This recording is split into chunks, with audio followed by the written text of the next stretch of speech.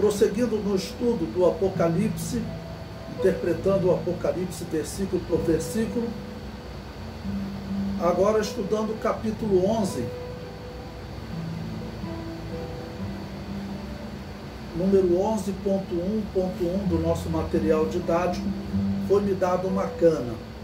Em Apocalipse 11.1 diz: E foi-me dada uma cana semelhante a uma vara, e chegou o anjo e disse: Levanta-te e mede o templo de Deus e o altar e os que nele adoram. A cana ou vara fala de cuidado pastoral. Lembra a vara de Arão. Certamente está em foco o cuidado que o sumo pastor Jesus tem com Israel e com o templo. Essa cana é do termo cana, que vem o termo cânon, para medir a inspiração de determinados livros e estes serem incluídos nas escrituras sagradas. Então passou-se a considerar o cânon sagrado aqueles livros que foram medidos. Era normalmente uma cana de 3 metros que usava-se para medir terrenos, ou aqui no caso vai medir o templo de Deus, o altar e os que nele adoram. O comentário prossegue. Essa revelação parece indicar o início da grande tribulação e o despertamento de 2 testemunhas para anunciar a Israel que Jesus Cristo é o verdadeiro Messias. Nós teremos um tópico para falarmos sobre a missão das 2 testemunhas, mas desde esse primeiro tópico já é importante frisar. As 2 testemunhas, ela tem um propósito só. Todos aqueles que na Bíblia Sagrada foram anunciados ou símbolos no Antigo Testamento, e que vão se cumprir no Novo Testamento, tudo aponta para Jesus Cristo. Essas 2 testemunhas que vêm para despertar Israel, certamente elas vão falar de Jesus Cristo para Israel e, claro, anunciar que a aliança que eles estarão com um determinado homem, acreditando ser ele o Messias, é, na verdade, uma aliança com o anticristo.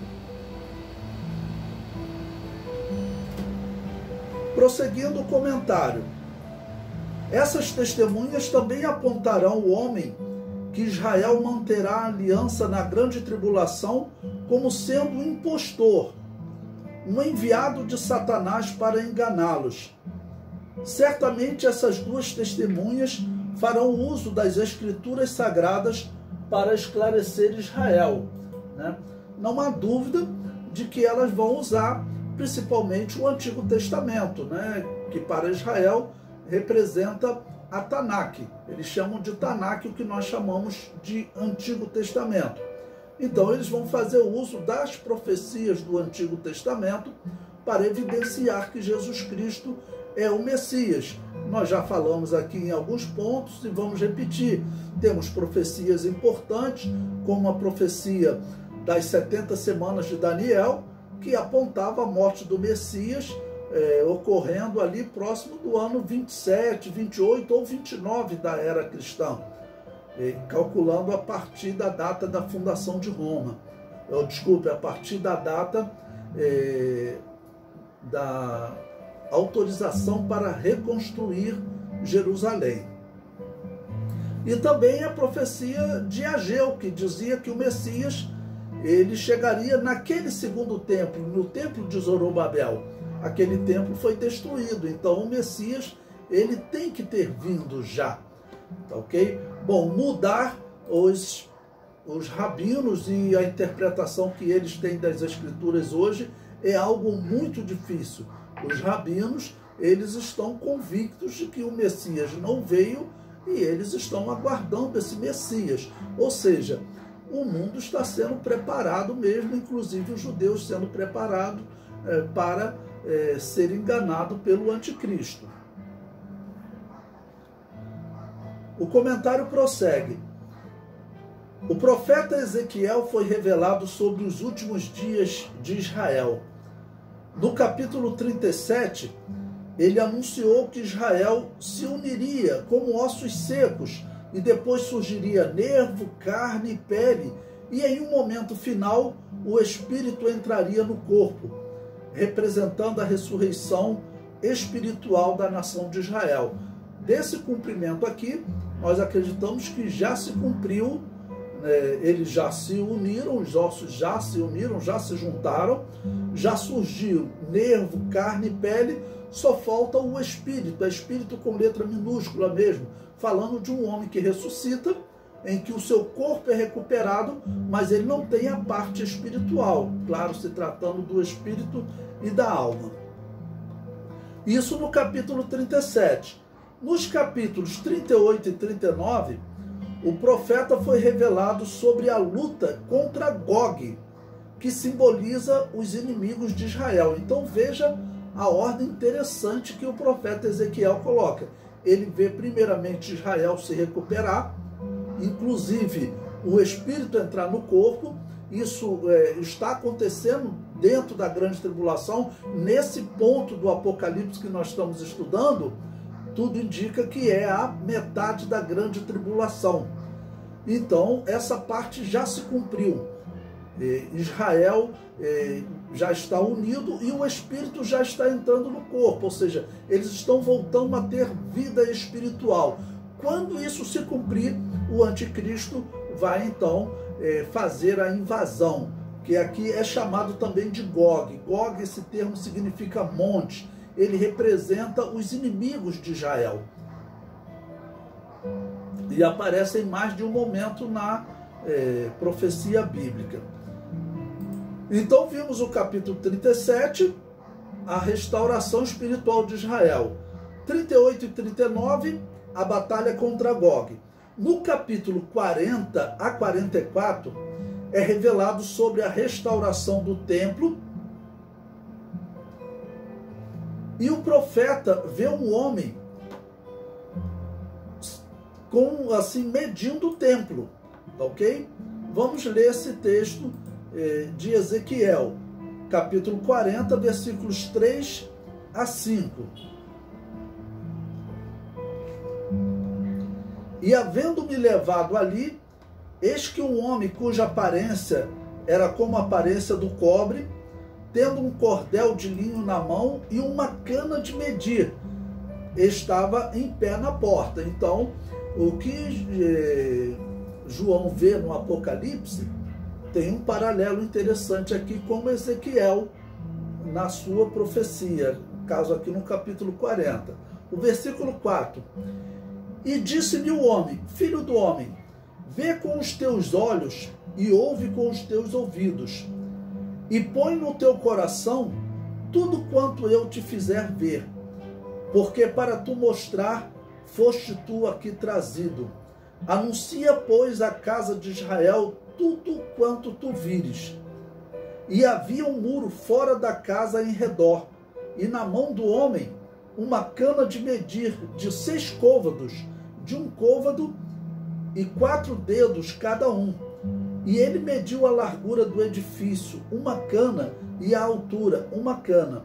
Então, veja, essa cana ela tinha 6 côvados. 6 côvados equivale normalmente a 3 metros. Então, por isso o que eu falei, apesar de não ser dada medida lá no Apocalipse, normalmente era uma cana de 3 metros. Então, tanto Ezequiel quanto João, eles estão vendo um momento em que o templo está sendo protegido. Ou seja, a princípio, o templo será contaminado, porque está dito que o anticristo vai assentar-se naquele templo querendo parecer Deus, então o templo será contaminado. Mas, em um determinado momento, o templo é protegido. Essa proteção final parece acontecer durante a grande tribulação.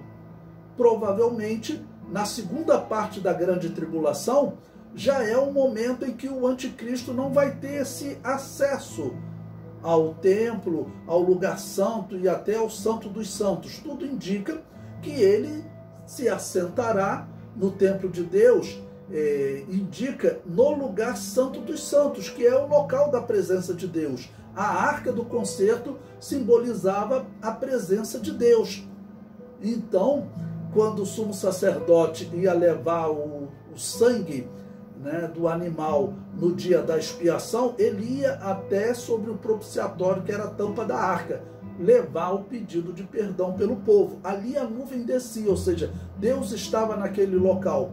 O que o anticristo fará? Ele vai assentar-se naquele local, tentando ocupar o lugar de Deus, o lugar que será ocupado pelo Messias, por Jesus Cristo.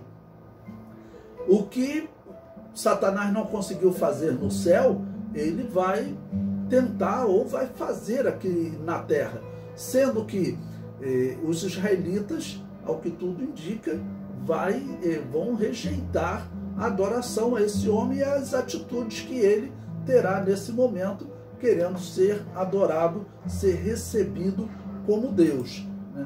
Então, novamente localizando, tudo indica que esse acontecimento ocorre na metade da grande tribulação, em que ele se assenta no templo de Deus, querendo parecer Deus. E nesse momento, é o momento em que Israel está se convertendo, o momento em que está havendo uma mudança espiritual em Israel. Então, o ministério dessas duas testemunhas é um ministério que tem o propósito de anunciar Jesus, e todos os sinais que vão se seguir após a morte e ressurreição deles, todos esses sinais servirão realmente para colaborar com essa conversão de Israel, né? Vamos lembrar que Jesus Cristo disse: uma geração má incrédula pede um sinal, mas nenhum sinal lhe será dado, senão o sinal do profeta Jonas, né? Naquele caso ali, o sinal do profeta Jonas, ele disse, era a ressurreição dele, ok? Mas, ao mesmo tempo, fica um exemplo de que Israel espera sempre muitos sinais para se converter.